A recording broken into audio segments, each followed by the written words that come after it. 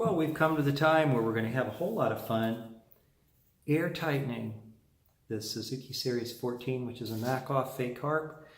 In the earlier videos, you can see how I knew that it was fake. Anyhow, that doesn't mean it can't be a very good harp when it's all had some wonderful customization done. It's time now to sand the top of the comb. And I remember it was Will Gallison on the phone who said to me, the reason your Suzuki uses a lot of air is that it's not airtight from factory. You do need to sand this. That would be true of a lot of combs for manufacturers that are ABS. Not saying more on that. But anyway, so I'm going to go over how to sand it. First of all, you want to sand on glass, a nice flat surface. And if you take a look down here, you'll see I have a nice flat surface. You use sandpaper. I'm starting with 220, and then I'll be moving to 600 and 500, but this is a very unusual sandpaper that works quite well. You want to use a full face mask with cartridges. You don't want any particulates in your eyes or your mouth while you do this. And you want to have a sponge, and the purpose of the sponge is to wipe off the sandpaper and get that stuff off, okay?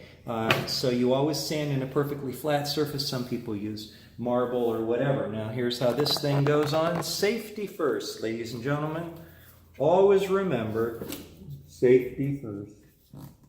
These are organic cartridges used for chemicals, and this gives me a nice protection. And we're ready to begin our customization. We come down here, and I'm going to begin the sanding. The trick with sanding is to not go to one side or the other and to be equal. And the way you do that is spin it around and flip it, and then apply the pressure equally front and back to the hand. This way, okay? So we go like that. Now just for fun, to show you that it's not flat, I'm just going to do a couple passes. Now you can look at the sandpaper and see that it did here and here, but not in the center, okay? And that's because it's not flat. This part is higher, this part is higher, and this part is lower. So that's a good example of a test. So let me just keep on working it, and you're going to see how not flat it is. I still haven't got the center of the section sanding yet. So I'm going to come here with my sponge, and this is a good way to keep control of the particles. Again, I'm protected. I want to come here.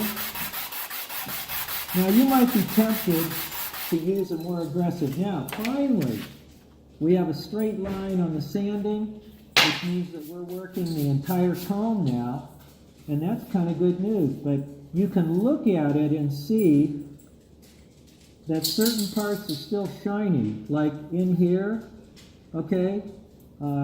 It's still shiny, so that means that these little tines in the center still aren't hit yet. And you want to keep on going until everybody's getting sanded. And you might think, oh, I'm done. But you're not, because you're not really touching everything. These little cross pieces here now, they are not getting sanded yet. So you can see I had to come down a long way to get this job done. I flip it, and I make sure I'm applying equal pressure.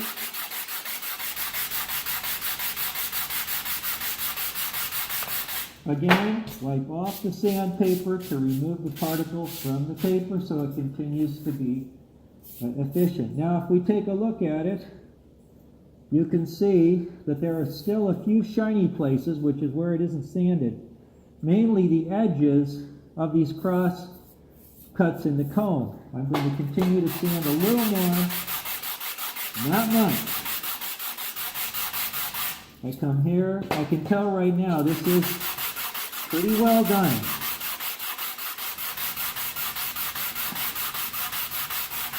As sandpaper fills up, it doesn't sand as efficiently anymore, just so you know.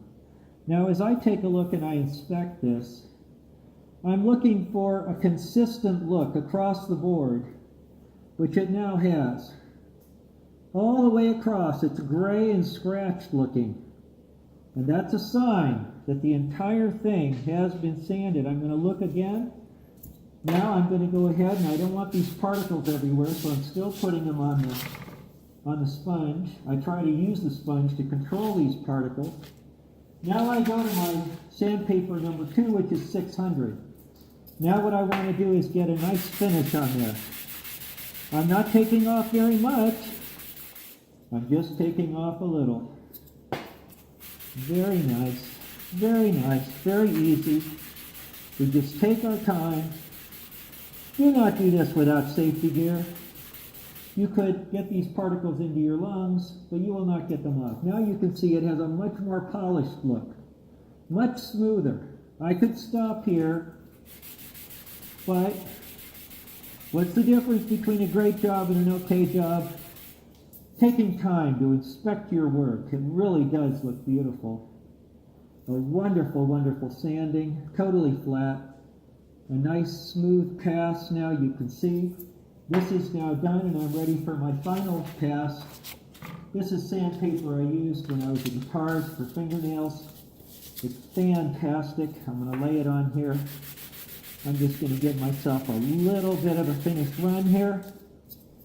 A little bit of a finished run here. And let's see how I'm looking. Oh, it's just beautiful. Very beautiful. Okay, now I'm going to go over and clean it. I'm not going to show that again. Okay, I'm going to clean it. I'm going to take this off now. Okay, so it's done, and it's done properly, again, to show you how beautiful it is. Look at the smoothness of that, just like glass. Absolutely beautiful. Very nice. And that, see, air escapes any place there's gaps. They're not flat. They cool when they're injection molded and they aren't really flat anymore. It takes hand craftsmanship is the difference between a really good harp and an okay harp. So it's really not such a big deal, but you know, we did actually auger those holes, but now they're smooth again because we sanded. This harp has a lot of junk on it now. It does need to be carefully cleaned. I'm not going to go into that. I did a video earlier on cleaning the harp. You don't want to kick this stuff around. You want to get it down the drain, and then this sponge, this sponge will go in the trash. See you soon.